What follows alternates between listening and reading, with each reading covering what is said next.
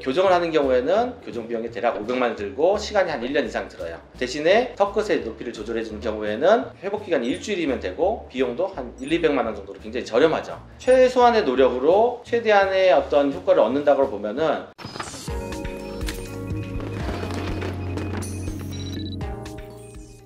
안녕하세요. 자, 오늘은 특별한 게스트를 모셨습니다. 네, 안녕하세요. 셀라 성형외과 김용수 원장입니다. 반갑습니다.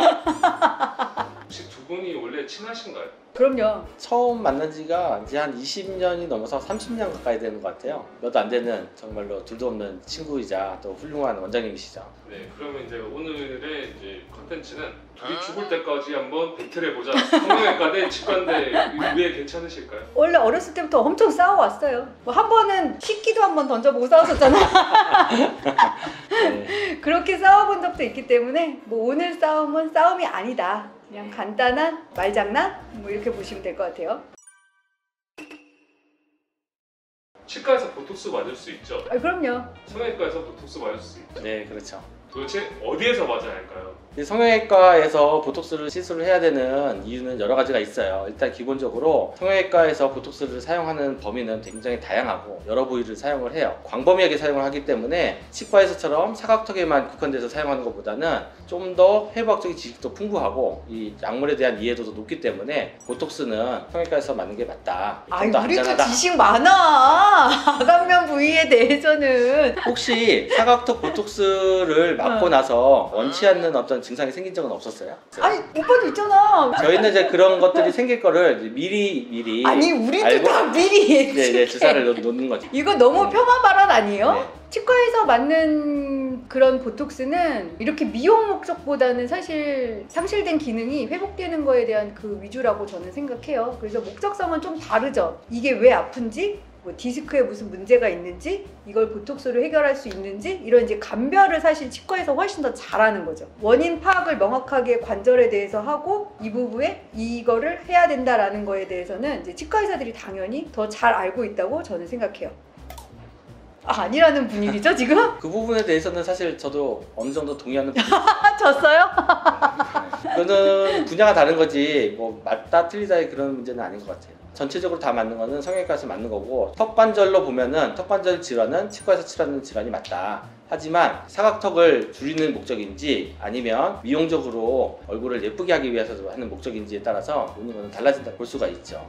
무턱 환자인데 이분이 예뻐지고 잘생기시려면 성형외과를 가야 할까요? 아니면 치과를 가야 할까요?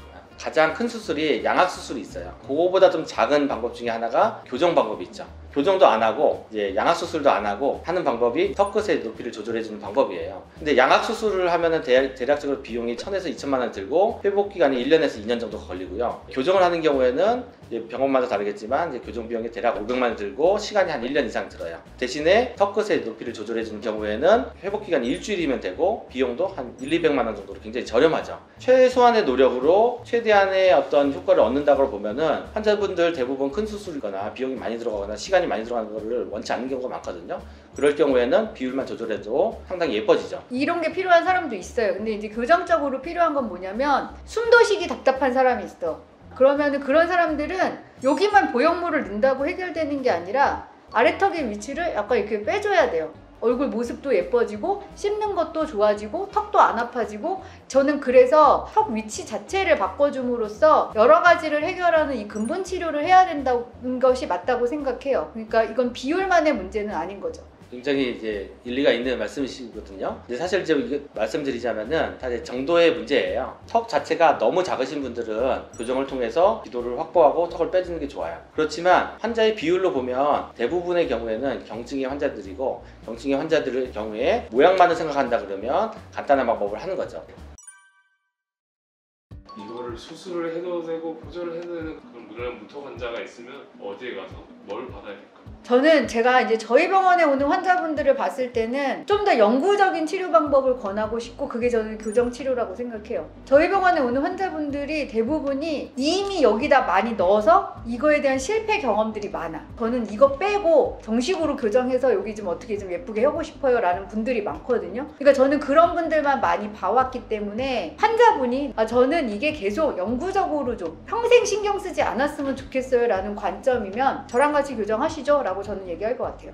이제 성형외과 교과서를 딱 피면 제 1장 1절에 뭐라고 되어 있냐면은 성형외과 의사는 칼을 든 정신과 의사다 이런 말이 써 있어요. 예쁘다 또 이제 예뻐지고 싶다라는 것은 물리적으로 예뻐지는 것도 있지만 반 이상은 정신적인 부분이 있어요. 외모가 예뻐지는 것도 중요하지만 마음의 짐을 내려놓고 마음 자체적으로 만족하는 것이 굉장히 중요하구나. 그래서 지금처럼 보더라인에 걸려있는 환자를 치료 방향을 결정할 때는 환자의 상담이 굉장히 중요해요. 환자의 니즈랑 무관하게 제가 빠른 걸 원하는데 오래 걸리게 치료해 준다든가 또 반대의 경우를 경험한다든가 이렇게 되면은 아주 좋은 결과가 나왔음에도 불구하고 환자들은 굉장히 불만족을 느낄 수밖에 없는 거죠.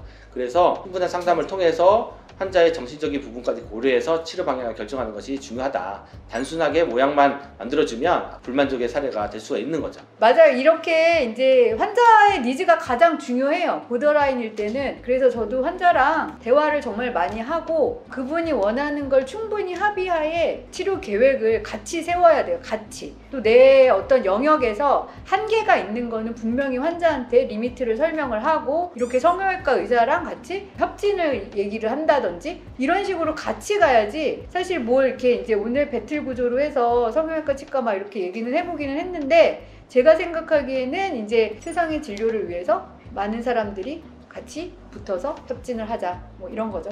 아니에요? 왜 웃어요? 아니에요? 결론을 너무 잘 내려주셔가지고요. 각각의 과의 장점을 살려서 최상의 결과를 내도록 노력하면 좋은 결과가 있지 않을까 생각이 들어요.